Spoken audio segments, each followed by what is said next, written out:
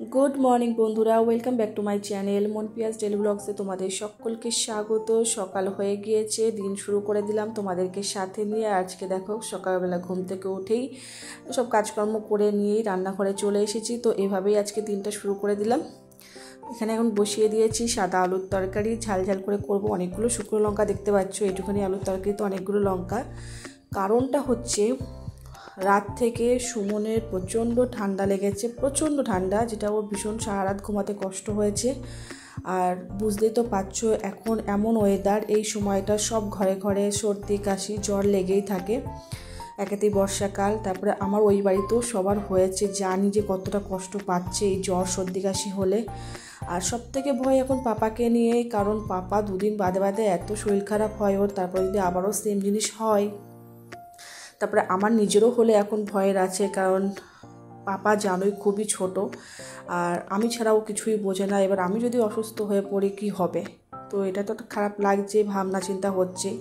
চাইছি যেন সুমন ওষুধ খেয়েছে, রাত্রিবেলাতেই খেয়ে নিতে বলেছি, কারণ এখন যদি না খেয়ে এভাবে চলে তাহলে অসুবিধা হবে আমাদের সকলের আর কি।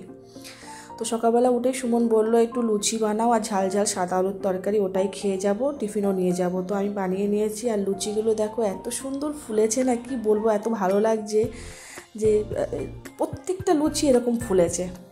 তো সুমন খেয়ে বেরিয়ে গেল, আমিও টিফিন করে নিয়েছি, পাপাকে ঘুম পাড়িয়ে দিয়েছি। এখন অনেক কাজ, আজকে সারাদিনে প্রচুর কাজ আছে, সেগুলো করব। ওই পেন্ডিং রেখে দিতে হয়, আজ করব কাল করব, এভাবে না ওইভাবে করব, ভাবনা চিন্তা করে করতে হয়। তো পাখাগুলোতে এত ধুলো পড়েছে, সেগুলো পরিষ্কার করতে হবে। ঘর দৌড়ে প্রচুর ধুলো জমে গিয়েছে, আবার সেগুলো পরিষ্কার করব। পুজো দেওয়া আছে, তো এক এক করে সব কাজগুলো করব।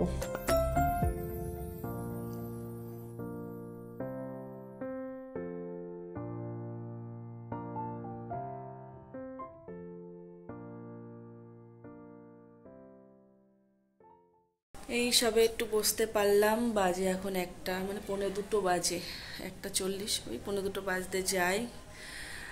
স্নান করে পুজো দিয়ে এসে সিদ্ধ ভাত বসিয়েছি। আজকে আর কোনো কিছু ইচ্ছে করছে না, তাই সিদ্ধ ভাত করেছি। পাপাকে ঘুম পাড়িয়েছিলাম, এই পাপা এখন উঠলো, ওকে এবার খাওয়াবো। দুষ্টুমি করছিল, ওকে খেলনা দিয়ে একটু বুঝিয়ে শুনিয়ে রেখে তারপরে এই কাজগুলো করতে হয়েছে। খুবই কষ্ট হয় ওকে রেখে, এই আলাদা এক্সট্রা যে কাজগুলো করতে সত্যি সমস্যা হয়, কষ্টও হয়, কিন্তু করতে তো হবে, কিছু করার নেই। হ্যাঁ হ্যাঁ হ্যাঁ, ওকেও দেখিয়ে দিই, তাহলে চুপ থাকবে। এই যে আমার পাপা, এখন খাওয়াতে হবে। একটু বসলাম, খাবো। সিদ্ধ ভাতই বসিয়েছি, সিদ্ধ ভাতই আজকে খাওয়া। ভাত, একটু বাসমতি রাইস রান্না করেছিলাম,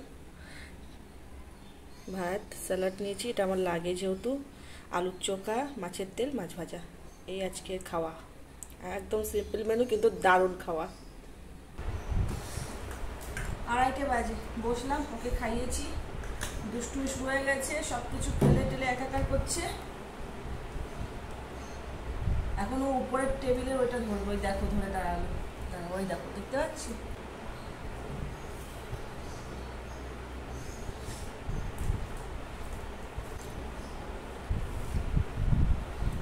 এরকম হলে অন্য কিছু লাগে না।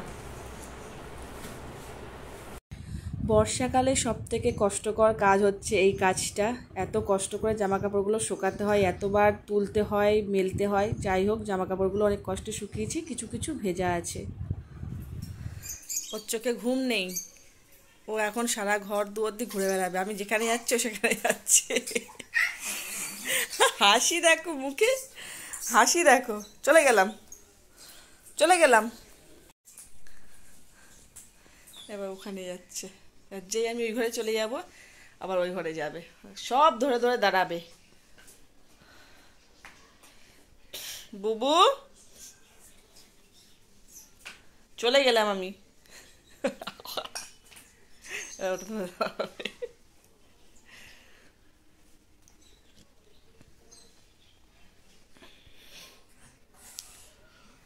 বুবু, এই যে চলে গেলাম, চলে গেলাম, থাকে এই বসে পড়ছে, চলে যাবো বলেছি।